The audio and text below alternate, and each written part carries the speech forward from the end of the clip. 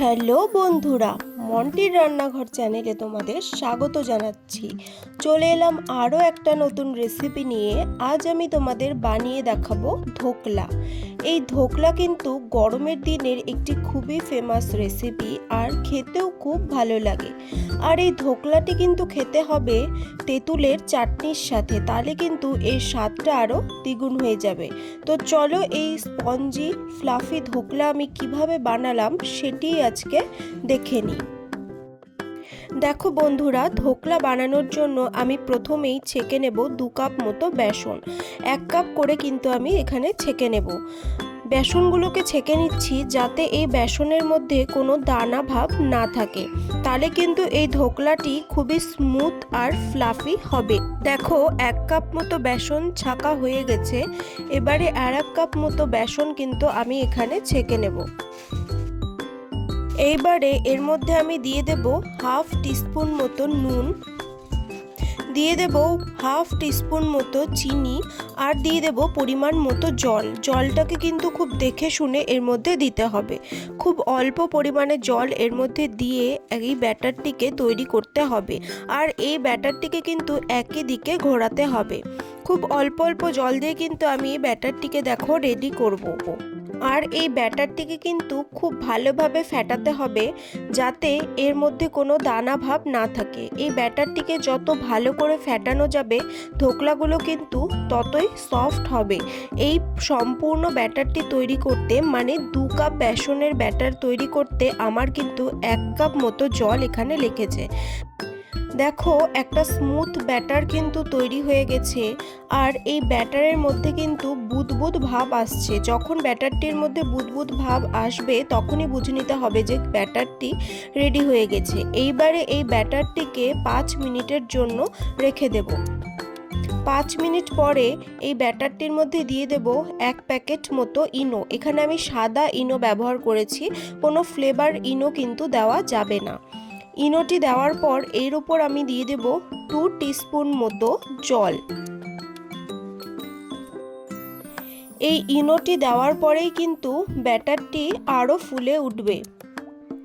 এবারে খুব ভালোভাবে এই ইনোটির সাথে ব্যাটারটিকে মিশিয়ে নিতে হবে। আর দেখো ব্যাটারটি কিন্তু আরও ফুলে উঠলো, আর এটি কিন্তু অনেকটা গাঢ় হয়ে আসলো। দেখো ব্যাটারটি কিন্তু একদম রেডি, আর এটি কিন্তু খুবই ফ্লাফি হয়েছে। এইবারে এই ধোকলার সিরাপটিকে রেডি করব। তার জন্য একটি কড়াইয়ের মধ্যে আমি দিয়ে দেব 1 টিস্পুন মতো সাদা তেল। তেলটি গরম হয়ে গেলে এর মধ্যে দিয়ে দেব 1 টিস্পুন মতো সর্ষে। এখানে আমি কালো গোটা সর্ষে ব্যবহার করেছি। আর দিয়ে দেব 5 থেকে 6টা চেরা কাঁচা লঙ্কা। এইবারে এটিকে হালকা ভাজা ভাজা করে নেব। তারপরে এর মধ্যে দিয়ে দেব হাফ কাপ মতো কারি পাতা। যেহেতু এখানে আমি খুব কচি কারি পাতা ইউজ করেছি তাই হাফ কাপ দিয়েছি। যদি একটু পুরু কারি পাতা হয় তাহলে কিছুটা কম পরিমাণ দিলেও চলে। এইবারে খুব ভালোভাবে এটিকে ভাজা ভাজা করে নিয়ে এর মধ্যে দিয়ে দেব 1 কাপ মতো জল। জলটি হালকা ফুটে আসলে এর মধ্যে দিয়ে দেব হাফ টিস্পুন মতো নুন আর 2 টিস্পুন মতো চিনি। নুন আর চিনিটি দেওয়ার পর খুব ভালোভাবে এটিকে আরও একবার মিশিয়ে নেব এবং 3 মিনিটের মতো ফুটিয়ে নেব। তাহলেই কিন্তু এই সিরাপটি রেডি। এটিকে কিন্তু খুব ঘন সিরাপ তৈরি করতে হবে না, পাতলা পাতলাই রাখতে হবে।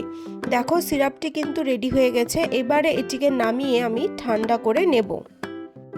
এদিকে ধোকলা বানানোর জন্য একটি প্লেটের মধ্যে সাদা তেল ভালোভাবে মাখিয়ে নেব। দেখো তেলটিকে খুব ভালোভাবে মাখিয়ে নিলাম, তাহলে ধোকলাটি কিন্তু নিচে লেগে যাবে না। সাদা তেলটি মাখানোর পর ধোকলার ব্যাটারটিকে এর মধ্যে দিয়ে দেব। খুব বেশি ব্যাটার দেওয়া যাবে না, একটু কম পরিমাণে ব্যাটার দিতে হবে, কারণ এই ধোকলাটি যখন স্টিম হবে তখন কিন্তু এটি ফুলে উঠবে।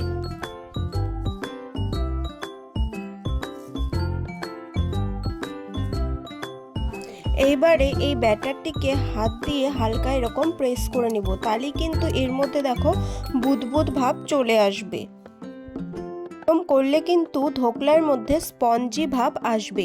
এদিকে দেখো একটি কড়াইয়ের মধ্যে আমি কিছুটা জল গরম করে নিয়েছি। জলটি ফুটে এলে এই পাত্রটিকে এর ওপর আমি দিয়ে দিব এবং এটিকে ঢেকে দেব। এটিকে ঢাকা দেওয়ার পর খুব মিডিয়াম ফ্লেমে কিন্তু 15 মিনিটের জন্য এটিকে ভাপিয়ে নিতে হবে। ভাপিয়ে নেওয়ার পর একটা কাঠির সাহায্যে কিন্তু চেক করে নেব এটি সম্পূর্ণ হয়েছে নাকি। যদি কাঁচা ভাব থাকে তাহলে আরও কিছুক্ষণ ভাপিয়ে নিতে হবে। দেখো ধোকলাটি কিন্তু সম্পূর্ণ হয়ে গেছে। এবারে এটিকে নামিয়ে ঠান্ডা করে নেব এবং একটি পাত্রের মধ্যে নামিয়ে এটিকে পিস পিস করে কেটে নেব। দেখো ধোকলাটি কিন্তু কেটে নেওয়া হয়ে গেছে। এইবারে যে সিরাপটি রেডি করেছিলাম সেটিকে এর উপর দিয়ে দেব। খুব ভালোভাবে কিন্তু সিরাপটিকে ছড়িয়ে দিতে হবে। খুব বেশি পরিমাণে সিরাপ কিন্তু এর উপর দেওয়া যাবে না, তাহলে ধোকলাটি কিন্তু গলে যেতে পারে। খুব অল্প পরিমাণে সিরাপ কিন্তু এর উপর ছড়িয়ে দিতে হবে। সকালবেলার ব্রেকফাস্ট হোক বা সন্ধেবেলার স্ন্যাক্স, এই ধোকলা কিন্তু খেতে খুবই ভালো লাগে। আর তোমরা অবশ্যই কিন্তু এটি একদিন বাড়িতে ট্রাই করো। আমি একটি ধোকলা তোমাদের দেখাচ্ছি, দেখো এটি কতটা স্পঞ্জি আর ফ্লাফি হয়েছে। হাত দিয়ে প্রেস করলেই কিন্তু সেটি বোঝা যাচ্ছে। তাহলে বন্ধুরা ধোকলা তো রেডি হয়ে গেল। তোমরাও একদিন এই রেসিপিটি অবশ্যই বাড়িতে ট্রাই করো। আশা করছি তোমাদের সকলের এই রেসিপিটি খুব ভালো লাগবে। আর এই ধোকলাটি কিন্তু অবশ্যই খেতে হবে তেঁতুলের চাটনির সাথে। আর যে তেঁতুলের চাটনিটা করতে হবে সেইটি কিন্তু একটু পাতলা রাখতে হবে, সেটি খুব ঘন করলে চলবে না। রেসিপিটি খেতে খুবই ভালো হয়েছিল, তোমরা বাড়িতে একবার ট্রাই করো। আর আমার রেসিপি যদি তোমাদের ভালো লাগে অবশ্যই ভিডিওটি লাইক করো, শেয়ার করো এবং চ্যানেলটিকে সাবস্ক্রাইব করে পাশে থাকো। আরও নতুন নতুন রেসিপি পাওয়ার জন্য অবশ্যই বেল আইকনটিকে প্রেস করে রেখো। Thank you.